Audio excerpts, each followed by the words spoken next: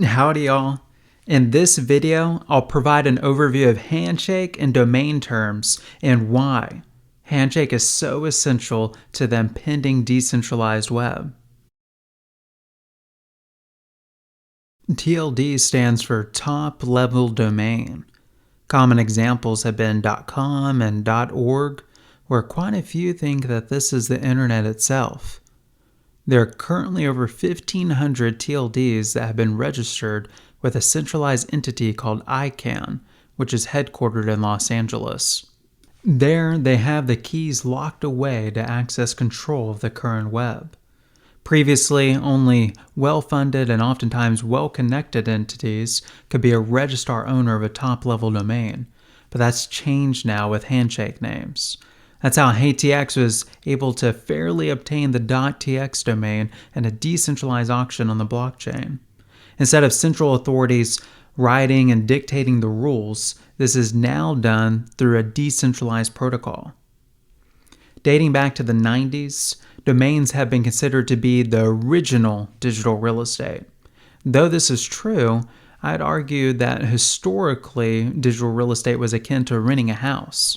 With Handshake, HeyTX owns the .tx domain and doesn't have to pay high fees to renew it every year, like a .com. With .tx, millions of names can be issued underneath it, which are called sub-level domains. DNS stands for Domain Name System and represents the namespace of the web. All name resolutions, so anytime you visit a website, involves a DNS root zone. If the web is a tree, the DNS root zone is literally the root. Though the root is not seen, it gives life to the tree. Simultaneously, the root is a central point of failure that can bring down the entire internet and has been managed by ICANN or IANA. Handshake exists to transform this centralized system into a much-needed decentralized naming protocol. Instead of top-level domain ownership being stored in a root zone file that's controlled by a few organizations, it'll be stored on Handshake's blockchain where anyone can use and have access to. Decentralizing the root zone will greatly increase the security of the web, while also providing censorship resistance from uncanny actors. Handshake isn't here to replace the current internet, but to improve upon it. Here's what I mean.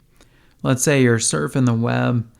A Handshake resolver, which is what's required to access Handshake names, first checks the blockchain to find the domain. If the domain doesn't operate within Handshake's DNS, then your search will automatically revert back to the traditional ICANN DNS system.